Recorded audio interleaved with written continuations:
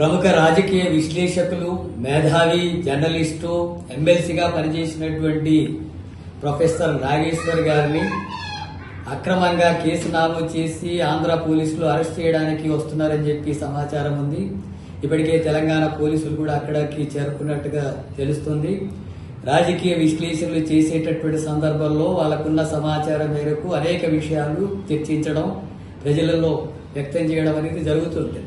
కానీ మా మీద చర్చలే జరపకూడదు, అభిప్రాయాలే చెప్పకూడదు, అలాంటివి చేస్తే మేధావుల మీదైనా సరే కేసులు పెట్టి జైలుకు పంపిస్తాం, భయభ్రాంతులకు గురి చేస్తాం అనేటటువంటి పద్ధతిని ఆంధ్ర పోలీసులు, నాయకులు, అధికారులు ఉండేటటువంటి నాయకులు అనుసరిస్తున్నారు.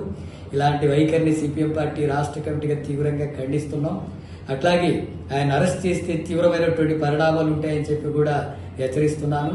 అట్లాగే రాష్ట్ర ముఖ్యమంత్రి రేవంత్ రెడ్డి గారు, అట్లాగే డీజీపీ గారు, ఏపీ పోలీసులు నాగేశ్వర్ గారిని అరెస్ట్ చేయడానికి అనుమతి ఇవ్వకూడదని, అడ్డుకోవాలని వారికి విజ్ఞప్తి చేస్తున్నాను.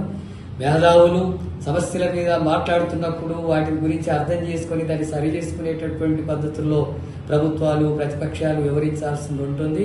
అలాంటి నేపథ్యాన్ని వదిలేసి అక్రమంగా నోరు మూపించేస్తాం, కేసులు పెడతామనే వైఖరి ఏపీ పోలీసులు కొనసాగిస్తున్నప్పుడు దాన్ని అడ్డుకోవాల్సినటువంటి బాధ్యత రాష్ట్ర ప్రభుత్వం మీద కూడా ఉంది అని చెప్పి రాష్ట్ర ముఖ్యమంత్రిని, డీజీపీ గారిని విజ్ఞప్తి చేస్తున్నాను.